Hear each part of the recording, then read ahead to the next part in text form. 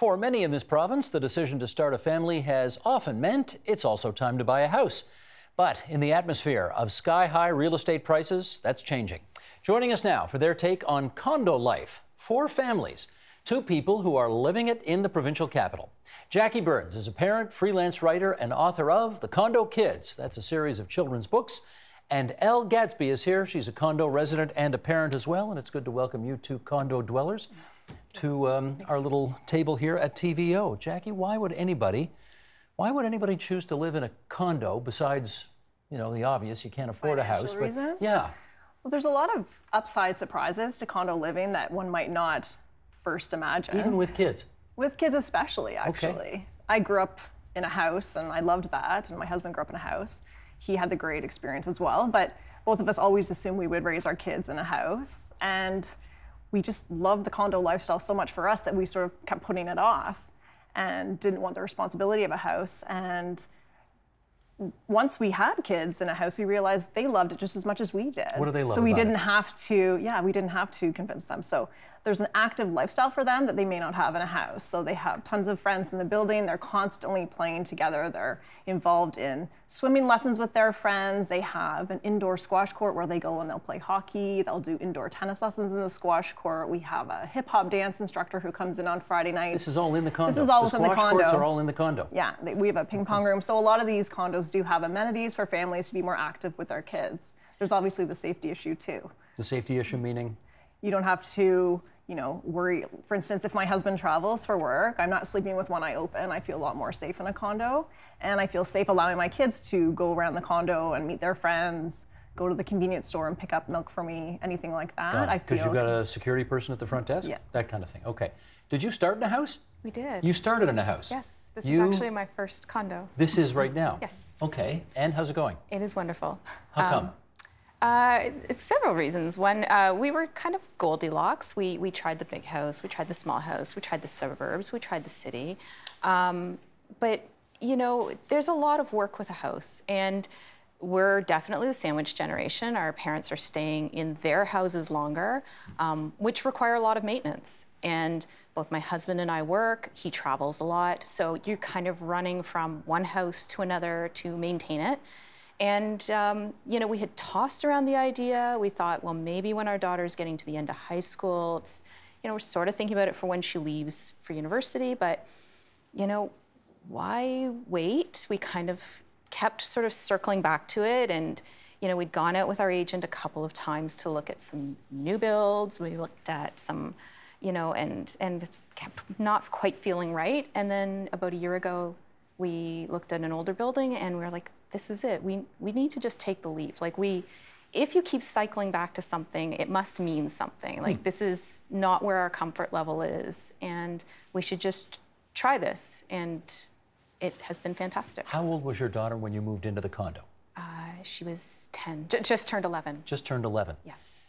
Going from house to condo, and she's 11. Mm-hmm. What kind of a pep talk or speech did you have to give her that told her, you're really going to like this, don't worry? Yeah. She'd been with us to see, we kept her very involved in the process, because when you only have one kid, you sort of like, they become little adults in some ways. So she had been to see some of the floor plan units and, came with us to view these ones. It's not necessarily the hardest thing to convince an 11-year-old when they see that there's a pool. That's a big selling feature for an 11-year-old. Any other amenities as well? Yes, we do have squash courts. We're in the same building, so there's a pool and squash courts and a ping pong table. So lots of amenities. And she's old enough she can go to those amenities, not the pool, but the other ones by herself, which, so she has a bit of freedom, which is lovely. There's a fairly large yard outside, so she does get to go out and play and run with the dog.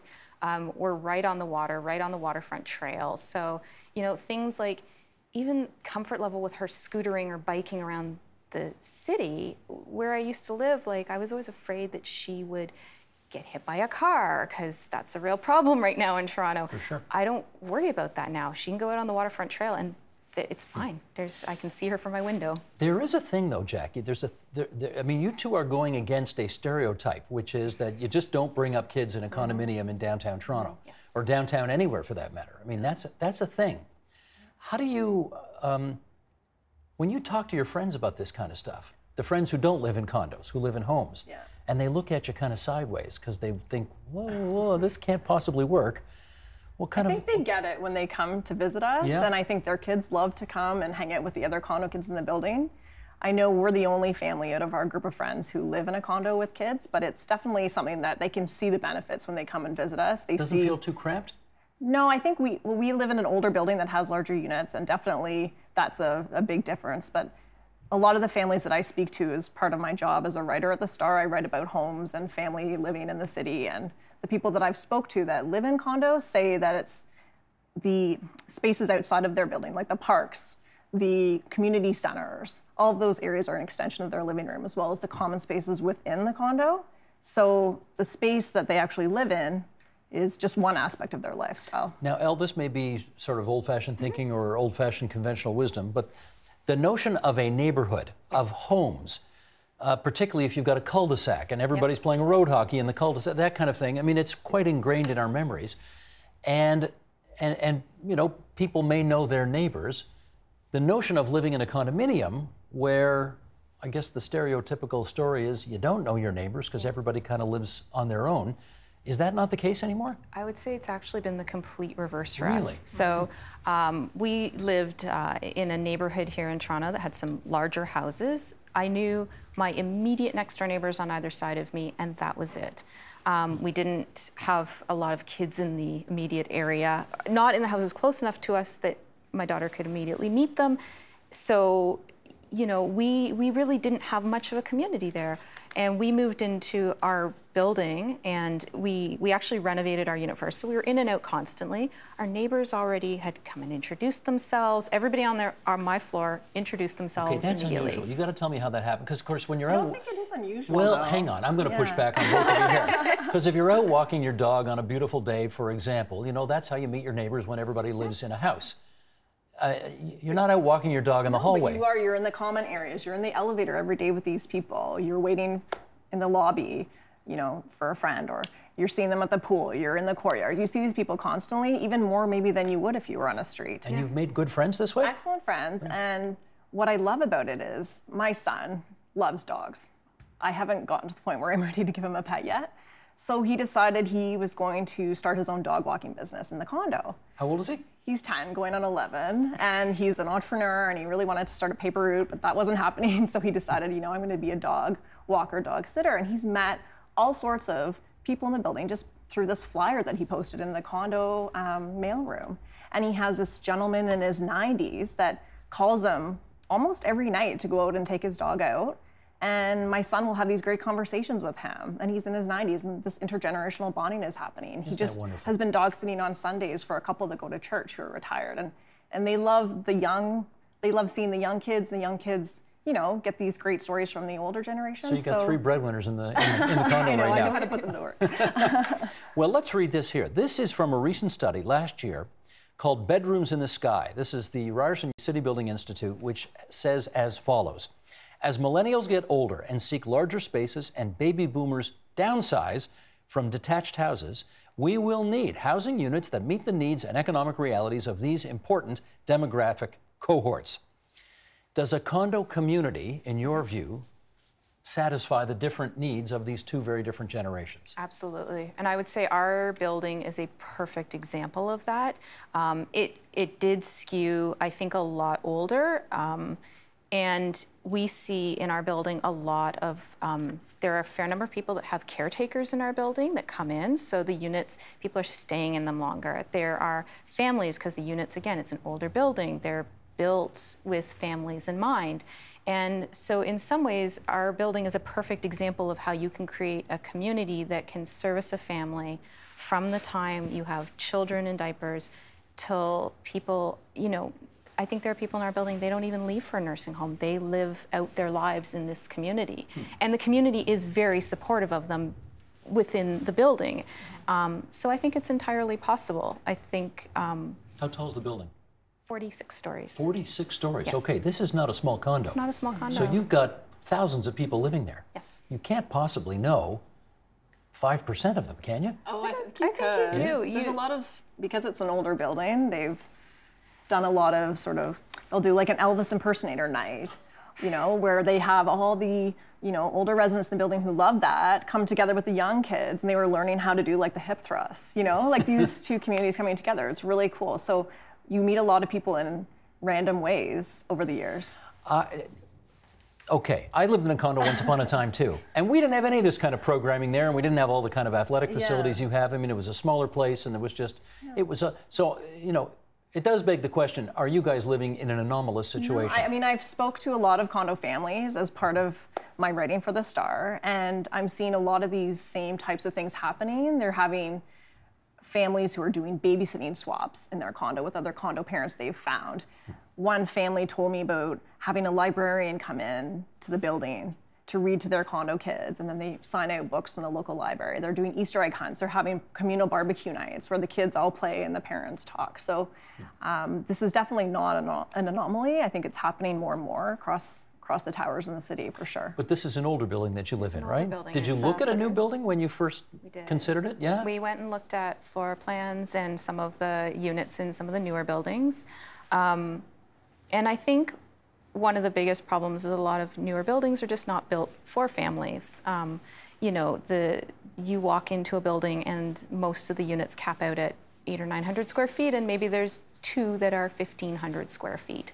And I think that's a failure of planning. You can't have a community in that kind of situation because a lot of people are going to move in when they're single, maybe newly married, and then it in turn becomes a chicken and egg problem. You say, I can't raise a family in this, and you leave. So you have a lot of turnover in those kind of buildings and Airbnb. But where's the chicken and egg here? Is I mean, the market has to demonstrate a desire for family condo accommodation, or developers aren't going to build them, right? Right. So is there, in fact, a desire among families? I think so. Increasingly to live in these kinds of places? I do think so. I think that you see, I see in my generation, and even more so in the generation, like we were fortunate enough to buy a house in Toronto when it was still viable to buy a house in Toronto.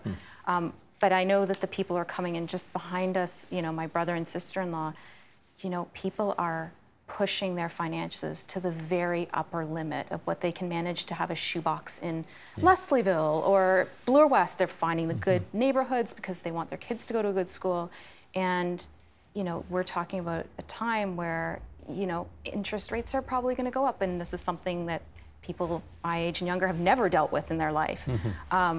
And I think that as that happens, it is going to naturally push those people to look for accommodations that can, that are affordable.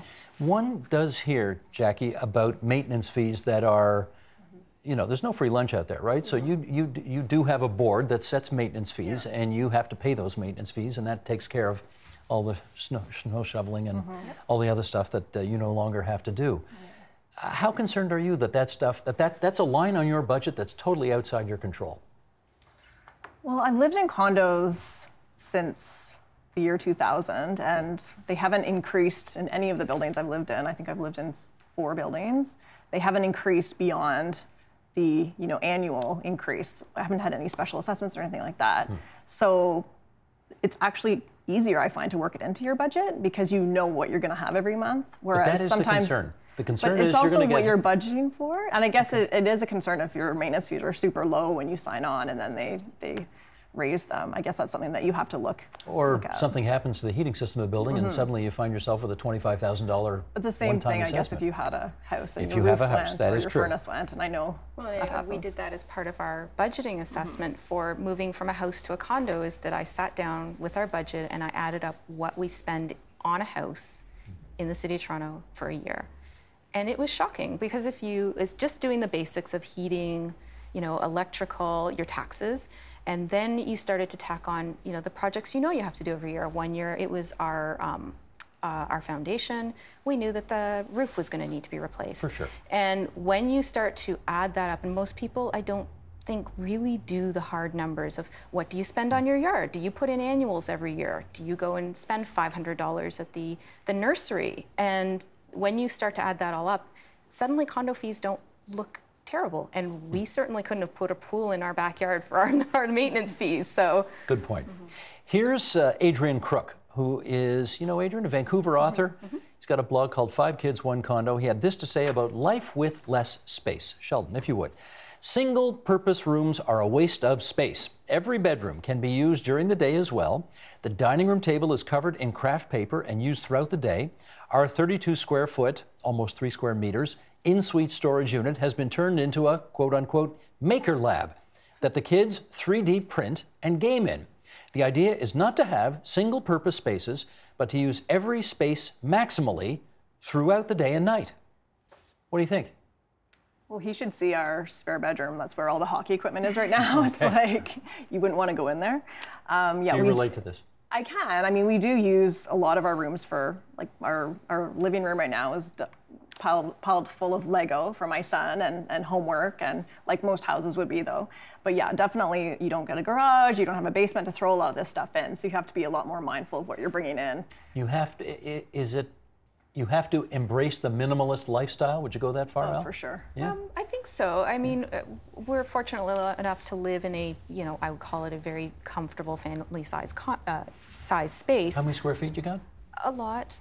3 bedrooms. 3 bedroom. 3 bedrooms, so yeah, 3 bedroom, 2.5 baths. 2,000 square feet or something? A bit more than that, but more. yeah. Okay, so but it's comparable to a house, but what I would say is you lose your basement, and most people's basement becomes an entire floor of storage. I know it did in our old house. So when you think about living minimally, it's not really, because a lot of that stuff that we don't keep in our house is not the stuff that ever really appeared on in your living room anyways. It was, oh, we have this thing that we were given by, great Aunt Betty. Should we keep it? No, we're gonna put it in the basement and we'll store it there. Okay, but be honest here. You lived in a house, right? I did. What do you miss most about living in a house? Really? You can't think of anything? Nothing. Really? Nothing. I think the only thing I would say I miss in a house is the days where you come home and you just don't want to talk to anybody at all, and you may end up in the elevator with somebody. With me. With you, for example. And so yes, there is a forced proximity. There are times where, you're really annoyed at something your child's done and you're ready to give it to them, but you're in the elevator, so you gotta button it till you get in the door. Well, speaking of which, elevators, Elevators. Right? Yeah. Elevators, good or elevators bad? They're not terrible. They have their moments, I think. Yeah, they're not, it could be worse. With a bunch of people you didn't necessarily want to be with. Actually, yeah, once my son was a baby and he needed to be fed, so he just needed to be fed. At that moment in the elevator? Yes. How many stories up are you? I'm 30. So it takes a while. Yeah. So you couldn't wait. Exactly. There you go. There you go. But definitely, yeah, the close proximity to other people, and sometimes you do want your privacy and you want to go out and barbecue in your own backyard, and you can't do that in a condo. And that's true. Barbecue's a different thing. There are probably 100,000 people moving into the capital city of this province every year. 100,000, and they need somewhere to live. So we're going to get more condo towers, and we're going to get more intensification, particularly downtown. Good, bad, indifferent? What's your view? I mean, I think people definitely need to accommodate for this with more park space for kids. You're going to need more community centers. You're going to need more libraries. You're going to need more schools, because these kids are going to need, and these families are going to need, amenities in the community. So I think that's already being done with the city, but for sure that's what needs to be done. You got all that stuff around where you live? We have, we do have like a splash pad down the way. We have a library not too far away from us, but definitely we're in need of that in our community. We definitely could use a community center. We don't have one that's right in our neighborhood. Sounds like you've got one in the building, though. I think so. Sort of. Yeah, we kind of do. Sort of. Yeah. How about you? I definitely think that intensification, it's coming. And it's you ready a good for the thing. neighbors? Absolutely. Yeah. I think, Toronto has been unique and an outlier in cities in that condos haven't been the norm the same way. You live in Manhattan, you don't expect to live in a house. Right. London, you don't expect to live in a house. So I think that, our time has come. It's great because it shows that we're a world-class city now, and that comes with some changes. So I don't have a problem with intensification. I just think that the city and the province really have to be involved in making sure that the developers don't have the upper hand in it. That if you're going to put 15 new buildings down on the Humber Shores, that maybe you make sure that there's some transit and some schools there to support that, and not wait till they're built and then say, oh, well, oops, Oops. Okay, we learned a lot today. Jackie Burns, Elle Gadsby, thanks so much for coming into TVO tonight. And I was going to say enjoy your condo lifestyles, but you clearly already are. So, thanks much. Thank you very much. The Agenda with Steve Bacon is brought to you by the Chartered Professional Accountants of Ontario, helping businesses stay on the right side of change with strategic thinking, insightful decisions, and business leadership. Are you on the right side of change? Ask an Ontario CPA.